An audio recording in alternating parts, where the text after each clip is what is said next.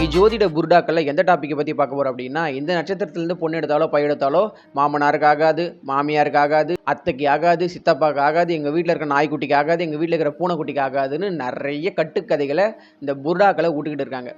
அதுல இந்த மூல நட்சத்திரத்துல பிறந்திருக்காங்க இல்லையா, அவங்கலாம் ரொம்ப கஷ்டப்படுறாங்க. மூல நட்சத்திரத்துல பிறந்தா மாமனாருக்கு ஆகாதுன்னு சொல்றீங்க, அப்ப ஆயில நட்சத்திரத்துல பிறந்தா ஆயாவுக்கு ஆகாதுன்னு சொல்லுவீங்களா? அந்த மாதிரி தான் சொல்ல வேண்டியது இருக்கு. இவங்க சொல்ற விஷயத்தெல்லாம் பார்க்கும்போது இதெல்லாம் எந்த அளவுக்கு உண்மை அப்படின்னு யாருக்குமே தெரியல.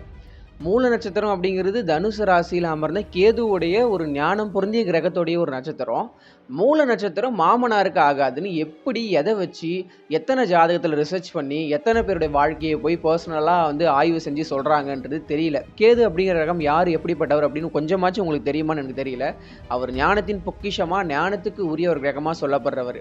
அதுவும் அந்த தனுசு ராசியில் காலபுருஷனுக்கு 9வது ராசியான தனுசு ராசியில் அந்த திரிகோண ராசியில் இருக்கக்கூடிய ஒரு நட்சத்திரமான மூல நட்சத்திரத்துல பிறந்தவங்கள கல்யாணம் பண்ணா மாமனாருக்கு ஆகாதுன்ற ஒரு கட்டுக்கதையை விடுறாங்க. உண்மையிலேயே மூல நட்சத்திரத்துல பிறந்து மாமனாருக்கு ஆகாதான்னு கேட்டீங்கன்னா கண்டிப்பா இல்ல. அப்படின்னு பார்த்தா மூல நட்சத்திரத்தில் பிறந்த யாருக்குமே இந்நேரம் கல்யாணம் ஆகியிருக்காது. நான் பார்த்த வரைக்கும் மூல நட்சத்திரத்தில் பிறந்து அவங்கள கல்யாணம் பண்ணிட்டு போகிற அவங்களுடைய மாமனார் இருக்கார் இல்லையா, அவரு ரொம்ப தீர்காயிலோட சீரும் சிறப்புமாக வாழ்றதான் பார்க்க முடியுது. மூலம் நட்சத்திரம் மட்டும் இல்லைங்க, ஆயில்யம் கேட்ட இது போல ஒரு குறிப்பிட்ட நட்சத்திரங்களை வேண்டவே வேண்டாம், அந்த நட்சத்திரத்தில் பிறந்தவங்கள கல்யாணமே பண்ணக்கூடாது, அது எங்கள் ஃபேமிலிக்கு ஆகாதுன்னு சொல்லிட்டு இதெல்லாம் எந்த ஜோதிடர் எடுத்து சொல்கிறாங்கன்றதும் தெரியலங்க. நம்ம அவங்கள தப்பும் சொல்லக்கூடாது, அவங்களுடைய அனுபவத்தில் சில விஷயங்களை பார்த்தனால கூட இந்த விஷயத்த சொல்லலாம். ஆனால் இது எந்த அளவுக்கு உண்மை அப்படின்னு நிரூபிக்கப்பட்டிருக்கு அப்படிங்கிறது தான் இன்னைக்கு இந்த ஜோதிட நல்லன் சேனலோட ஒரு கேள்வியாகவும் இருக்கு. அதே நேரத்தில் இது எந்த அளவுக்கு உண்மை, வலியது வாழும் அப்படின்னு ஒரு விஷயம் சொல்றாங்க இல்லையா, அது போல உண்மையா இருந்தால் கண்டிப்பாக பாதிப்பை ஏற்படுத்தி இருக்கணும் இல்லையா. ஆனால் நிறைய மூல நட்சத்திரக்காரங்களை கல்யாணம் பண்ணிட்டு போற அவங்களுடைய அந்த மாமனார்ல நல்லதா இருக்கிறாங்க, நம்ம கண் கூட பார்க்க தான் முடியுது. இப்படி இருக்க மூல நட்சத்திரத்தில் பிறந்த ஒருத்தர் கல்யாணம் பண்ணா மாமனாருக்கு ஆகாதுன்ற விஷயத்தை எப்படி நம்ம உறுதியா சொல்ல முடியும்? அது ஏன் இன்னும் வழக்கத்திலேயே இருக்கு இந்த ஜோதிடத்தில் அப்படிங்கிற ஒரு கேள்வியும் இந்த சேனல் எல்லா ஜோதிடர்களுக்கும் எழுப்புது. உங்களுக்கு பதில் தெரிஞ்சுன்னா கண்டிப்பா கமெண்ட் பண்ணுங்க.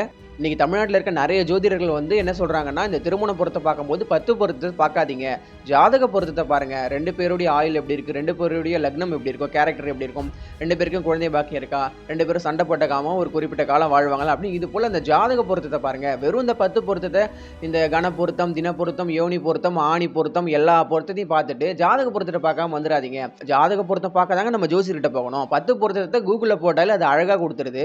மூல நட்சத்திரத்தில் பிறந்தா மாமனாருக்கு ஆகாது, ஆயில நட்சத்திரத்தில் பிறந்தா ஆயாவுக்கு ஆகாதுன்ற மாதிரியான கட்டுக்கதைகளை எல்லாம் நம்ம இந்த ஜோசியத்துல இருந்து வேரோடு புடிங்கி எடுக்கணும் அப்படின்னு சொல்லிட்டு நான் கேட்டுக்கிறேன். ஸோ அதனால ஜோதிட நல்லன் சேனல் சப்ஸ்கிரைபருக்கு நான் தெளிவா சொல்ற ஒரு விஷயம் என்னன்னா, மூலம் நட்சத்திரத்தில் பிறந்திருக்காங்க, ஆயிலம் நட்சத்திரத்தில் பிறந்திருக்காங்க, கேட்டை நட்சத்திரத்தில் பிறந்திருக்காங்க, இந்த மாதிரி நட்சத்திரத்தில் பிறந்தா நம்ம வாழ்க்கை நல்லா இருக்காதுன்னு நினைச்சுக்கிட்டு இந்த மாதிரியான நல்ல பொக்கிஷமான நட்சத்திரங்கள் நீங்க மிஸ் பண்ணிடாதீங்க அப்படி சொல்லிட்டு நான் உங்களுக்கு ஸ்ட்ரிக்டா சொல்லிக்கிறேன். மேற் சொன்ன இந்த ஸ்டார்ஸ்ல பிறந்த மனிதர்களை நீங்க கல்யாணம் பண்ணும்போது அந்த மனிதர்களுடைய உறவினர்களுக்கு எந்தவித பாதிப்பும் ஏற்படாது அப்படிங்கிறது தான் உண்மை. அப்படி பாதிப்பு நிறைய ஏற்பட்டிருக்குன்னா அதற்கான ஒரு எவிடன்ஸ், ஒரு சாட்சி, ஆதாரம் இங்க கிடையவே கிடையாது. எங்கோ ஒரு மூலையில யாருக்கோ இந்த மாதிரியான ஒரு விஷயம் ஏற்பட்டிருக்கலாம், அது கூட இந்த நட்சத்திரத்தால ஏற்பட்டிருக்காது, அவங்களுடைய தசாபுத்திகளால ஏற்பட்டிருக்கும்ன்றதுனால இந்த வீடியோட முடிவா இது போல நிறைய புருடாக்கள் ஜோசியத்தில் இருக்குங்க. இனி வரும் காலங்களில் நம்ம ஒன்று அதை பத்தி பேசுவோம் அப்படின்னு சொல்லிட்டு அந்த வீடியோ முடிச்சுக்கிறேன். தொடர்ந்து ஜோதிட நல்லன் சேனலோட விரல் கோர்த்து விழித்திருங்க அப்படின்னு சொல்லிட்டு நான் கேட்டுக்கிறேன்.